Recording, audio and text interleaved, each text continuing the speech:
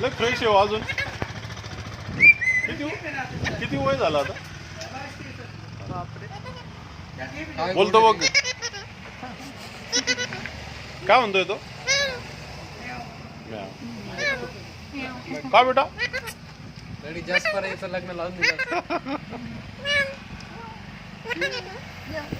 आप्पा म्हण आप्पा. आप्पा कुठे गेले आप्पा? तो आप्पा हाक मारायचा ना माझ्या समोर.